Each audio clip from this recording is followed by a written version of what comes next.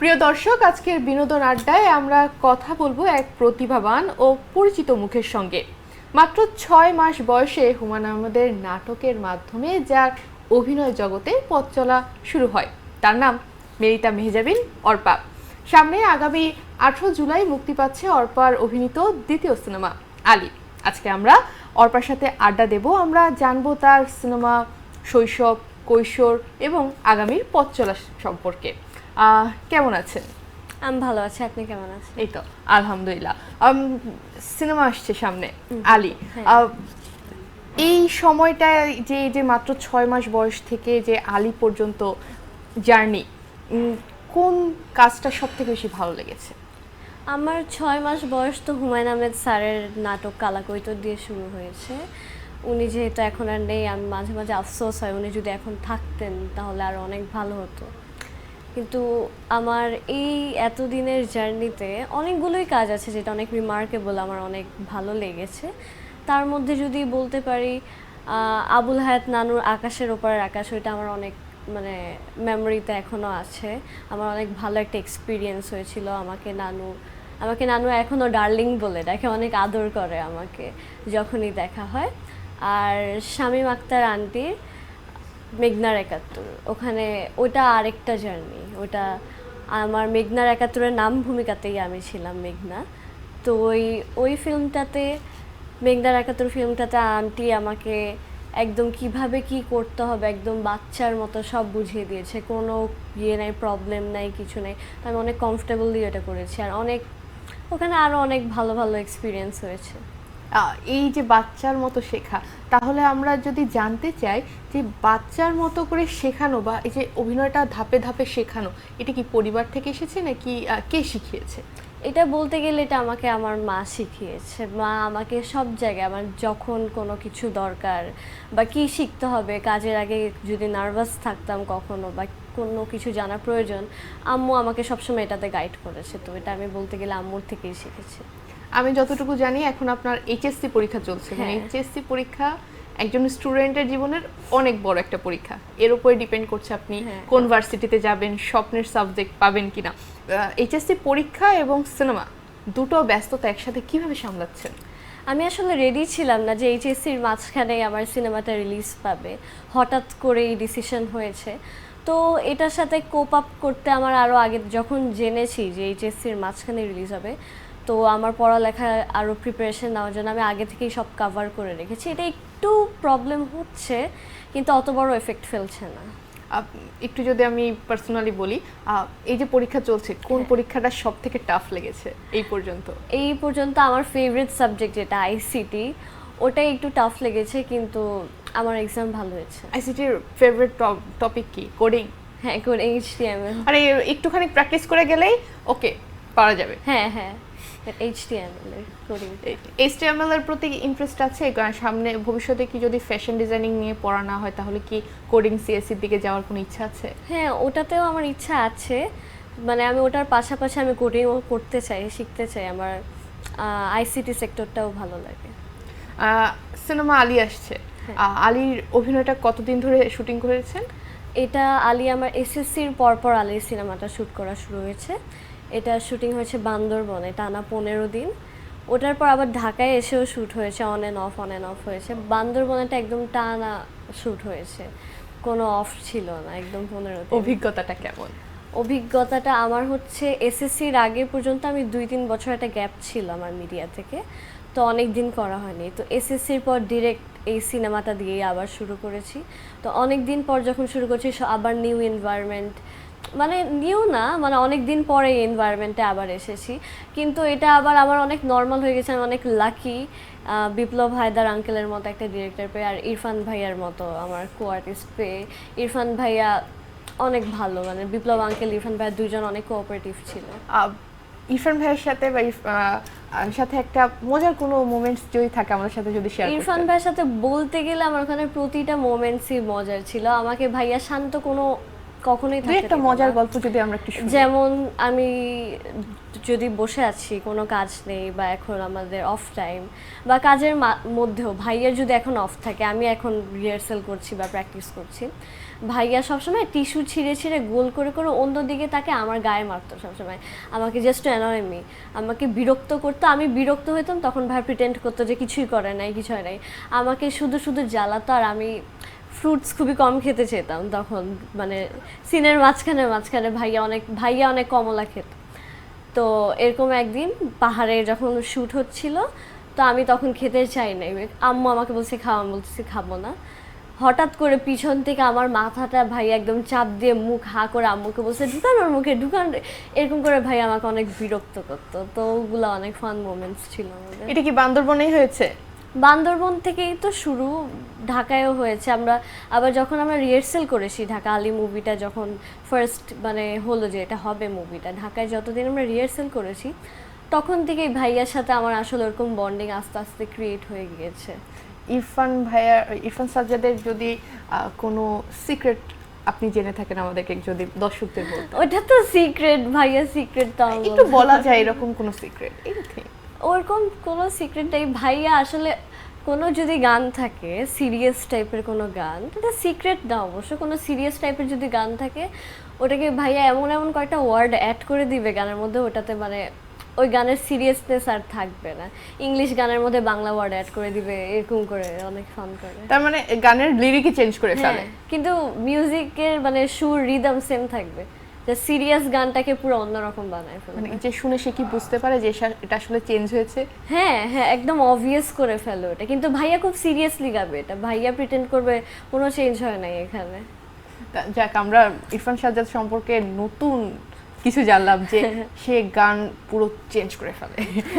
আমরা ভবিষ্যতে যদি কখনো তাকে আমাদের স্টুডিওতে পাই, আমরা তার মুখে এরকম তার গলায় এরকম শব্দ চেঞ্জ করার গান শুনতে চাইবো। এই সিনেমায় আপনি কিভাবে যুক্ত হলেন? অডিশন দিয়ে নাকি আপনার সাথে পরিচালক যোগাযোগ করেছিল? না, অডিশন দিয়ে সিনেমায় যুক্ত হয়নি, পরিচালক আমার বিপ্লব আঙ্কেল আমার আম্মুর সাথে যোগাযোগ করেছিল।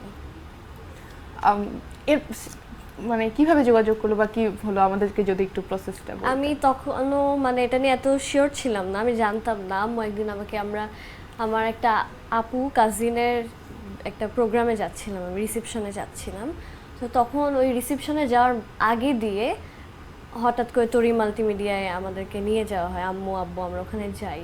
তখন আমার বিপ্লব আঙ্কেলের সাথে প্রথম দেখা হয়। আম্মু আব্বুর সাথে আঙ্কেল আরও অনেক আগে থেকেই পরিচয়।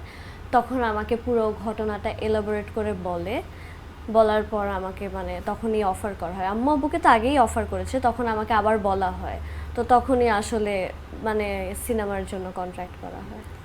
শুটিং চলাকালীন সময় এমন কি কোনো ঘটনা আছে যেটা মনে গেঁথে আছে? মজারও হতে পারে, কষ্টেরও হতে পারে। এমন একদিন হয়েছিল শুটিংয়ের সময়, আমরা আলীকদম থেকে আরও অনেক মানে অনেক দূরে ভিতরের জঙ্গলের ভিতরে, ওখানে মানে মানুষের বসবাস নেই এরকম একটা জায়গায় আমাদের শ্যুট হয়েছে। মানে ওখানে আমরা গিয়েছি মানে ট্রলারে করে, যাওয়ার পরে ওখানে একটাই বাসা, পুরা পাহাড়ের মাঝখানে, কোনো ওয়াশরুম নেই, কিছু নেই, বিছানা নেই, কিচ্ছু নেই। তাহলে বাসা হয় কি করে? মানে ওখানে একটা বাসায় মানে কাঠের ওভাবে করে, আচ্ছা, কিন্তু কোনো বিছানা টিছানা কিছু নেই বাসার ভিতরে। তো ওখানে আমাদের একদিন শ্যুট করতে হবে, কিন্তু আমরা যেদিন গিয়েছি ওই দিন করতে পারিনি, ওই দিন মানে অনেক টায়ার্ড হয়ে গিয়েছে, ওই দিন রেস্ট করতে হবে। তো আমাদেরকে বলা হয়েছে কোথাও যদি থাকতে হয় নাইট স্টে, আরও দূরে একটা কোথায় জানি বাসা আছে, কিন্তু ওই বাসার নিচে মানে ফ্লোরটার নিচে ওখানে সব পিগস আছে, তো আমাদের শুলে ওখানে শুতে হবে। তখন ইরফান ভাই আর আমরা সবাই বলছি না, ওখানে যাওয়ার দরকার নেই, এখানেই থাকবো। তো ওই দিন রাতে ওই বাসাটাতেই ছিলাম। তো আমরা সবাই মাটিতে, তো বাইরেও তো অনেকেই শুয়েছে, আর বাসার ভিতরে যে মাচা ফ্লোরে, ওখানের মধ্যে আমি, ইরফান ভাইয়া, আম্মু, তারপর বিপ্লব আঙ্কেল, সবাই এক একজন এক এক পাশে ফ্লোরের মধ্যে, কেউ ব্যাগের উপর মাথা দিয়েছে, কেউ ওখানের মধ্যে কোনো কাপড় চোপড় থাকলে ওটাকে ফোল্ড করে। ওটা অনেক রিমার্কেবল ছিল, এটা কেউ এক্সপেক্ট করিনি এরকম হবে। আমরা সিনেমার টিজার বা অন্যান্য ভাবে যা দেখেছি যে রোশনি এবং আলীর ভাই বোনের সম্পর্ক, এবং সম্পর্কটা খুব বেশি আবেগঘন। আপনার ভাই, বড় ভাই আছে, বাস্তব জীবনে আপনার ভাইয়ের সাথে সম্পর্ক কি রোশনি আলীর মতো এত মানে আবেগঘন?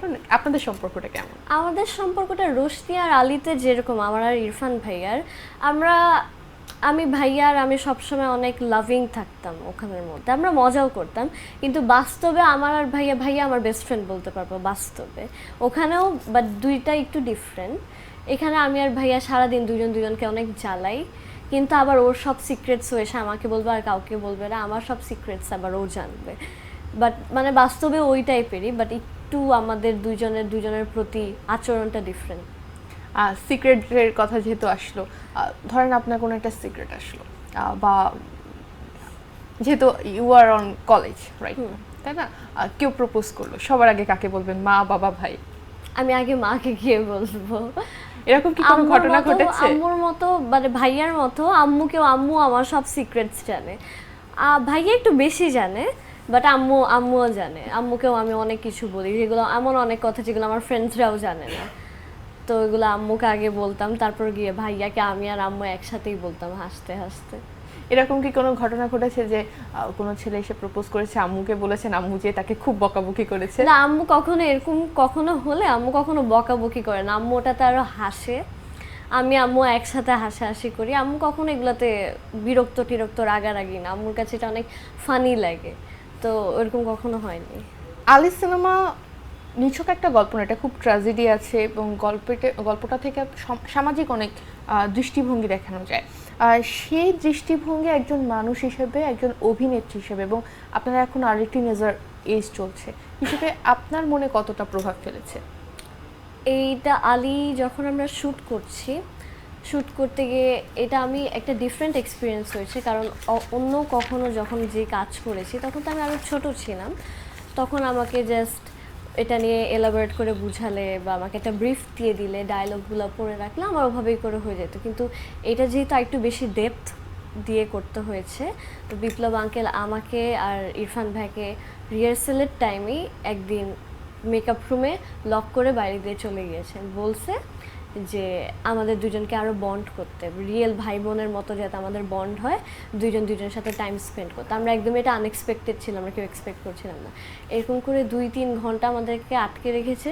ওরকম হতে হতে ভাইয়ার সাথে আমি কথা বলতে বলতে বলতে একদম আমরা একদম ওই তখনই রোশনি আলী হয়ে গেছে, এত কানেক্টেড হয়ে গিয়েছি আমরা। এই যতদিন শ্যুট হয়েছে আমরা এই রোশনি আলী থেকে বের হতে পারি না, আমার তো অতদিন লেগেছে আমি রোশনি। এই বন্ডিং এর জন্য ফার্স্ট অ্যাপ্রোচ অ্যাজ এ ভাই বোন কে করেছিল, আপনি করেছিলেন নাকি? না, ভাইয়াই করেছিল এটা। যদি মুহূর্তটা আমাদের সাথে একটু শেয়ার করতেন। আমি তো একটু ইন্ট্রোভার্ট টাইপের, তো আমি ভাইয়ার সাথে আমি খুবই শাই ছিলাম প্রথমে, এত বেশি কথা বলতে পারছিলাম না, জাস্ট রিপ্লাইগুলো দিচ্ছিলাম। তো ভাইয়া আইস ব্রেক করেছে আমার, মানে ভাইয়াই বলতে গেলে ফানি ফানি জোকস টোকস বলে আমার সাথে ভাইয়া এই কনভারসেশনে এঙ্গেজ করতে করতে, তো যখন আঙ্কেল আমাদেরকে রুমে আটকে চলে গেল তখনই ভাইয়া নিজে থেকে আমাকে অনেক স্টোরিজ শোনালো, গল্প করলো, আমারগুলো জানতে চাইলো। আমার মানে আমরা একটু সিচুয়েশনটা জানতে চাই যে একটা রুমে আপনারা দুজন বন্ধ, প্রথমে তো আপনি কথা বলেন নাই, চুপচাপ দাঁড়ায় আছেন, কি হলো প্রথমে? প্রথমে ওরকম ছিল না। প্রথম যখন ভাইয়ার সাথে আমার রিহার্সেল হয় তখন আমরা প্রথমে তো বাইরে এই কথাবার্তা অনেক বলেছি, বাট ওই দিন তখন হচ্ছে ওইটা ফার্স্ট স্টেপ বন্ড হওয়ার। তো ভাইয়া আমাকে এসে, আমি চেয়ারে বসে আছি ভাইয়ার সাথে এমনি টুকটাক কথা বলতেছি, ভাইয়া তখন এসে আমাকে ভাইয়ার লাইফের অনেক কয়েকটা স্টোরি, ফানি স্টোরি, এরকম অনেক স্টোরিজ এসে আমাকে শোনায়, বললো একবার আমার টার্ন একবার ভাইয়ার টার্ন। এমনি করে ভাইয়া আমাকে একবার স্টোরি শোনায়, আমি শুনে, এরকম করতে করতে বিপ্লব আঙ্কেল বলেছে আমাদেরকে যাতে ইমোশনালি বন্ড হতে পারি, এরকম কোনো আমাদের লাইফের কোনো ট্র্যাজিক বা কষ্টের কোনো যাতে বলে আমরা বন্ড করতে পারি। তো ভাইয়া, আমি এমনি বলতে বলতে এত ক্যারেক্টারে ঢুকে গেছি, আমার কথা শুনলে ভাইয়া কান্না করে, আমি ভাইয়ার কথা শুনলে আমি কান্না করি। পরে মানে এইটা এতদিন হয়েছে সিনেমার মাঝখানে হঠাৎ আমরা কথা বলতে বলতে ভাইয়া কান্না করছে, আমি ভাইয়াকে জড়ায় ধরে আমিও কান্না করছি, মানে আমরা পুরো রোশনি আলী হয়ে গিয়েছি। এরকম হতে হতে এরকমই এক্সপিরিয়েন্স হয়েছে। তাহলে তো প্রশ্নটা এরকম আসা উচিত আমার পক্ষ থেকে, পুরো শুটিং চলাকালীন সময়ে দুইজন কতবার কেঁদেছেন? এটা আনকাউন্টেবল। আমরা যখন শ্যুট হচ্ছে তখনও কাঁদছি, যখন শ্যুট নেই, এখন ডিনার করে আমরা সবাই বসে আছি, হুটহাট এরকম কাহিনী, মানে কিছু একটা হবে, আমি আবার কান্না শুরু করে দিব। আর মানে ইনস্ট্যান্ট এমনভাবে আঙ্কেল আমাকে মানে ট্রেন করেছে এটার জন্য, আমি ইনস্ট্যান্টলি কিছু একটা বললেই আমি হঠাৎ রোশনি হয়ে যাব, ভাইয়া আলী আমি ওটাই ভাববো, আমার কান্না চলে আসবে, আমি কান্না করতে থাকবো, ভাইয়াও আলীর মতোই করতে থাকবে। মানে এটা একটা খুবই ডিফারেন্ট সো সিচুয়েশন আপনারা ছিল। শুটিং শেষেও ক্যারেক্টার থেকে বের হতে পারেননি? না, এটা অনেক টাফ ছিল শুটিং শেষে ক্যারেক্টার থেকে বের হওয়া। আমি লাস্ট শ্যুট যেদিন করেছি আমার ওদিন অনেক খারাপ লেগেছে, আমি বাসায় এসেও কান্না করেছি, বিকজ এতদিন একটা অভ্যাস হয়ে গিয়েছে ভাইয়ের সাথে, আমার লাগছিল আমার মানে একটা পার্ট চলে গিয়েছে, শেষ হয়ে গিয়েছে, তো এটা একটু খারাপ লেগেছে। শুটিং শেষ হবার পরে ভাইয়ার সাথে মানে সাজ্জাদ ভাইয়ের সাথে আলী রশিদকে আলাদাভাবে এভাবে যে হঠাৎ করে মনে হলো যে না দেখা হয়নি অনেক দিন, কান্নাকাটি করলেন, তারপরে দেখা করলেন, বা কেউ কারো বাসায় চলে গেল, আড্ডা দেওয়া, না এটা এরকম হয়েছে? কান্নাকাটি হয়নি। দেখা হওয়ার পরে, দেখা হওয়ার পর আমাদের যা হয়, ভাইয়া ওই যে আগের মতো এমন এমন কাহিনী করবে আমি হাসতে বাধ্য, অথবা আমাকে বিরক্ত করবে প্রচুর। যখন দেখা হয়েছে শুটিং এর পর, ভাইয়া মানে বিরক্ত কিভাবে করা যায় এটা মনে হয় আগে থেকে ভাইয়া বের করে আসে আমাকে কিভাবে কিভাবে করতে হবে। কোন ভাইয়া বেশি বিরক্ত করে, আপন ভাইয়া না সাজ্জাদ ভাইয়া? ইরফান ভাইয়া বেশি বিরক্ত করে, কারণ আপন ভাইয়াকে আমি বেশি বিরক্ত করি।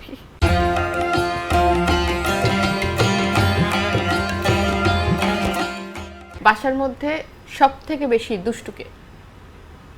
বাবা, সব থেকে বেশি দুষ্ট বাবা, এটা সবার, আমি ভাইয়া মাম্মি তিনজনই সেম বলবো। একটু যদি আমরা দুষ্টুমি সম্পর্কে জানতাম। আমরা কেউ যদি বাসা কখনো কোয়াইট থাকবে না আমাদের, আমরা যখনই বাসা কোয়াইট থাকে পাপা মেক শিওর করবে বাসায় কেউ হচ্ছে, মানে খুবই বাসাটাকে একদম সাউন্ড করে, বাবা চিল্লাচিল্লি করে, মানে সবাইকে বিরক্ত করবে, শুধু উঠো উঠো এরকম করে, যখন ইম্পর্টেন্ট কিছু একটা বললে সবাইকে জাগাবে, তারপর আর কিছু বলবে না, তারপর বলে এমনি এমনি করে, মানে শুধু শুধু বিরক্ত করে বাবা সবাইকে। আপনার পুরো পরিবারই মিডিয়ার সাথে যুক্ত আছে, এই পরিবেশে বড় হয়ে একজন অভিনয় শিল্পী হওয়াটা কতটা সুবিধা ছিল বা কতটা চ্যালেঞ্জিং ছিল? আমার জন্য এটা, যেহেতু আমার মা বাবা ভাইয়া আমার খালামণি, তারপর আমার মামা মামি, তারপর নানুজি সবাই যেহেতু মিডিয়া সেক্টরেই আছে, তো আমার জন্য এটা অত বেশি টাফ হয়নি, যেহেতু আমি বড় হয়ে ওদেরকে মানে বড় হয়েছে ওদেরকে দেখতে দেখতেই, ওদের ফুড স্টেপস ফলো করতে করতেই, তো আমার জন্য এটা অনেকটা ইজি হয়েছে, আমি এটার সাথে আরও কোপ আপ ইজিলি করতে পেরেছি। যদি আমি এরকম ব্যাকগ্রাউন্ড থেকে না আসতাম, সিঙ্গেল আমি যেতাম, তাহলে এটা আরও অনেক চ্যালেঞ্জিং হতো আমার জন্য, কারণ আমি যেহেতু অনেক ইন্ট্রোভার্ট, আমি সবার সাথে ওভাবে মিশতে পারতাম না, অনেক কিছু কোপ আপ করতে পারতাম না। তো আমার ফ্যামিলি ওই ব্যাকগ্রাউন্ডের হওয়ায়, ওদের সাপোর্ট অনেক পাওয়ায় আমি এখন অনেক কমফোর্টেবল এখানে। আপনার পোষা প্রাণীদের প্রতি ভালোবাসা আদর অনেক শুনেছি, এই এই পোষা প্রাণীরা আপনাকে জীবনে কতটা অনুপ্রেরণা দেয়, আর আপনার দৈনন্দিন জীবনের কতটুকু জুড়ে তারা থাকে? আমার ডেইলি লাইফে মোস্ট অফ দ্য টাইম আমি ওদের সাথেই কাটাই। আমার ভালো লাগলে আমি ওদের সাথে থাকি, মন খারাপ হলেও ওদের সাথে থাকি। ওরা হচ্ছে আমার একটা কোপিং মেকানিজম টাইপের, মানে আমার থেরাপি টাইপের, থেরাপিস্ট লাগে না আমার, ওদের কাছে গেলেই আমার মুড ভালো হয়ে যায়। তো ওরা আমার লাইফে অনেক এফেক্ট ফেলে, অনেক ডিপলি। সব থেকে প্রিয়জনকে? মানে পোষা প্রাণীদের মধ্যে আমি না এটা চুজ করতে পারি না, কিন্তু আমার সব থেকে প্রিয় যদি বলি, এটা আমার একার না, বাসার সবার, আমাদের সবার প্রথম যে ছেলে বিড়ালটা জন, ও হচ্ছে সবার থেকে সবার প্রিয়। ও আর জন আর জেইডেন, জন হচ্ছে সবচেয়ে লক্ষ্মী বিড়াল যদি থাকে পুরো পৃথিবীতে, ওকে যখন যেটা বলা হবে ও ওটাই করবে, ডাক দিলে আসবে, শুয়ে থাকতে বলে শুয়ে থাকবে, ও কখনো মানে কাউকে কামড় দিবে না, স্ক্র্যাচ করবে না, আর অনেক আদর চাই, এসে এসে নিজে থেকে আদর না, লক্ষ্মী অনেক। বিড়াল কি কিনে আনা হয়েছিল নাকি না, একদম আমি দেশি বিড়াল? সব রেস্কিউ করেছি। একটা শুধু মিক্সড ব্রিড না, জন যেমন mixed breed, Jayden mixed breed, কয়েকটা দেশি, আরেকটা হচ্ছে পার্সিয়ান অডাই, ওইটা হচ্ছে মানে প্রথম বিড়াল অ্যাডাপশনের গল্পটা যদি আমরা একটু জানি। প্রথম একদম যখন বিড়াল এসেছিল, আমার নানা ভাই তো সবসময়, আমি ছোট থেকে বড় হয়ে দেখেছি নানা ভাই সবসময় বিড়াল থাকতো মামার কাছে নানার কাছে। আমি প্রথম বিড়াল যখন দেখেছি আমাদের বাসায় আনা হয়েছে, আমি তখন 5 বছর বয়স, তখন ভাইয়া আমাদের বাসার নিচে একটা ছিল, ওকে ধরে এনেছে।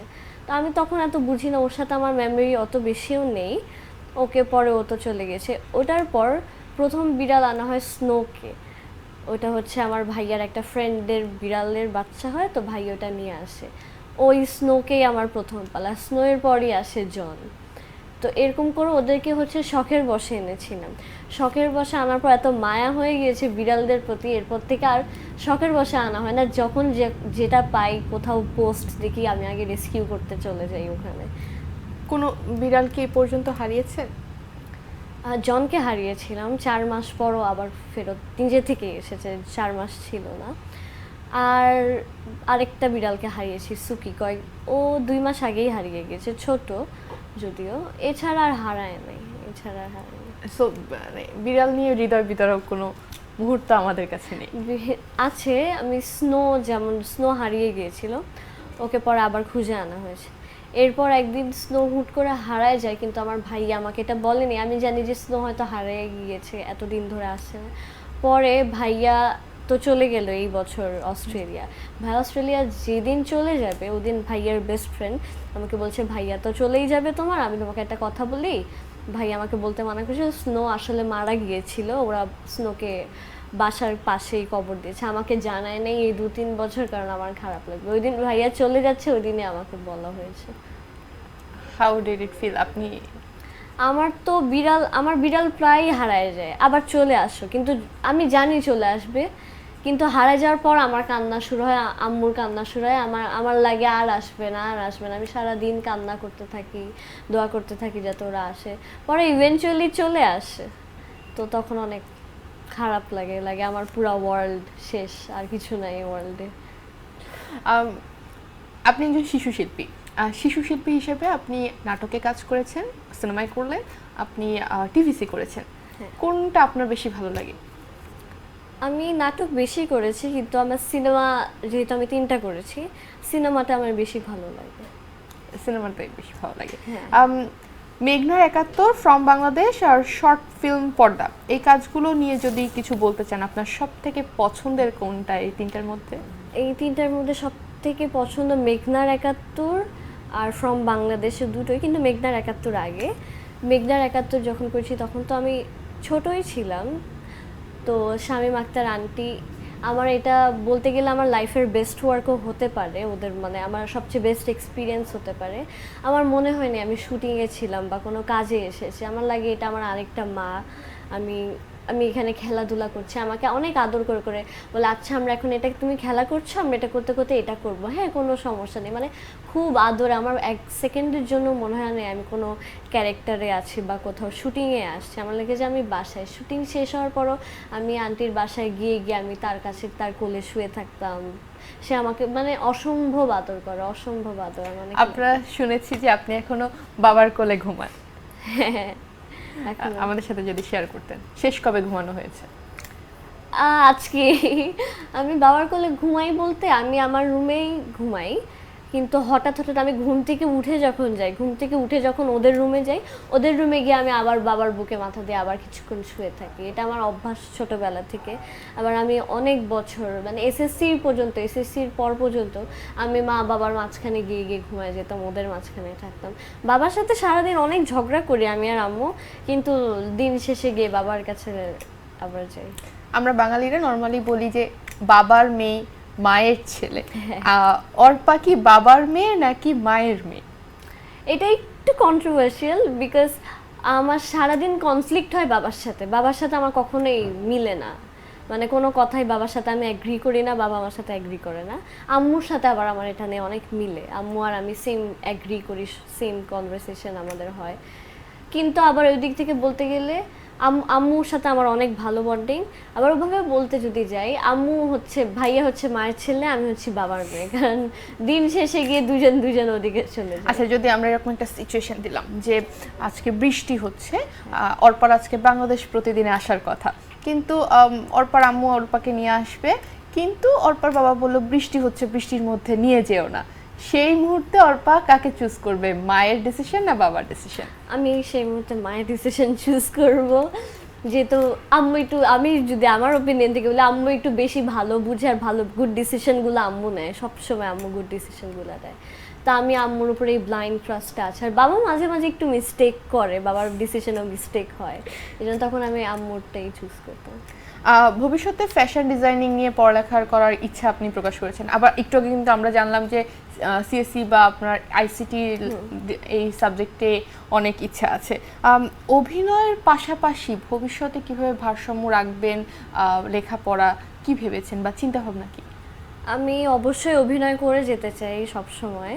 অভিনয় যেহেতু আমার ফ্যামিলি সবাই আছে, আমারও এটাতে অনেক ইচ্ছা, আমারও অনেক ভালো লাগে অভিনয়, এটার পাশে সবসময় থাকতে চাই। এছাড়াও এটার পাশাপাশি আমি ফ্যাশন ডিজাইনিং নিয়ে পড়তে চাই, যেহেতু আমি অনেক স্কেচ করতে পছন্দ করি, আমার স্কেচ করতে ভালো লাগে। তো স্কেচ আবার ফ্যাশন ডিজাইনিং দুটোকে আবার ব্যালেন্সও করা যায়। আবার আমার আউটফিট, যেখানে কোথাও যেতে হলে ওটার আউটফিট বা কাপড়, ওগুলো আমি অনেক সবসময় ওগুলো নিয়ে সিরিয়াস থাকি, মানে আমার ওগুলো অনেক পছন্দ, ওটাতে অনেক বেশি খুঁতখুঁত ওটা নিয়ে। হ্যাঁ, ড্রেসটা একটু যেমন আজকে আপনি যে একটা সুন্দর ড্রেস পরেছেন, I really like your dress, যে সুতির মধ্যে কমফোর্টেবল আবার ফ্যাশনেবল, সো এগুলো খুব ম্যাটার করে অনেক সময়। কিন্তু সেক্ষেত্রে কি কখনো ভেবেছেন মডেল হিসেবে নিজেকে, কারণ ফ্যাশন ডিজাইনিং এর সাথে কিন্তু মডেলিং এর খুব একটা মেলবন্ধন আছে, সেই জায়গা থেকে তো মডেলিং করা হয়নি এখনো, নিজেকে মডেল হিসেবে ভেবেছেন? আমি আসলে সবসময় অভিনয়ের সাথে বেশি কানেক্টেড ছিলাম, তো মডেলিং নিয়ে কখনো ভাবা হয়নি আমার। ভবিষ্যতে যদি অপরচুনিটি আসে যে ফ্যাশন ডিজাইনিং নিয়ে পড়ছেন সাথে মডেলিং, নিজের হয়তো অনেক সময় হয় না যে নিজের ডিজাইন করা ড্রেস নিজেকেই পরে, না তাহলে অবশ্যই করব। বাংলাদেশি এবং আন্তর্জাতিক ক্ষেত্রে কোন অভিনেতা এবং অভিনেত্রীরা আপনাকে অনুপ্রেরণা দেয়? যদি আন্তর্জাতিক হয় আমার, তাহলে হলিউডে যদি হয়, আমার ক্রিশ্চিয়ান বেলকে অনেক ভালো লাগে, তার সব মুভি বলতে গেলে অলমোস্ট আমি দেখেছি।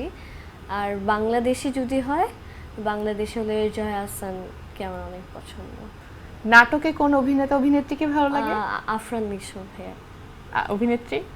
অভিনেত্রীর নাটকের অনেকজন আছে আমার পছন্দের, এটা আমি সিলেক্ট করতে পারবো। আচ্ছা, আমরা তিনজনের নাম শুনবো।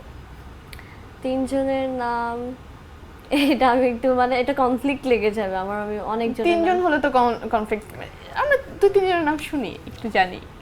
আচ্ছা, নাটকের মধ্যে তিনজনের নাম হলে হবে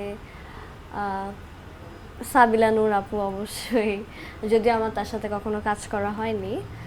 তারপর তিশা আন্টি, তারপর হচ্ছে বাঁধন আন্টি, যদিও উনি এখন সিনেমায় চলে গিয়েছে, তার সাথে আমি একটা নাটক করেছিলাম অনেক ছোটবেলায়। আন্টি তখন থেকে আন্টি আমার বলতে গেলে ফেভারিট হয়ে গিয়েছে, আন্টি অনেক সুইট। আর বাংলাদেশের সিনেমায় কোন নায়ককে ভালো লাগে আর কোন নায়িকাকে ভালো লাগে? সিনেমায় নায়কে বলতে গেলে সিনেমায়ও আমার অনেকজনকেই ভালো লাগে। ওভাবে যদি কাউকে ডিসাইড করতে হয় তাহলে সিয়াম আহমেদ ভাইয়াকে অনেক ভালো লাগে। এখন ইরফান ভাইয়াও অ্যাড হয়েছে, কিন্তু ইরফান ভাইকে আমি কখনো হিরো হিসেবে ইমাজিন করতে পারি না, আমার লাগে এটা তো ভাইয়া, এটা তো আলী ভাইয়া আমাদের, তাই তো? ভাইয়াকে আমি ওভাবে ভাবতে পারি না কখনো, আমার লাগে এটা তো ভাইয়াকে কিভাবে ভাববে, এটা তো নর্মাল।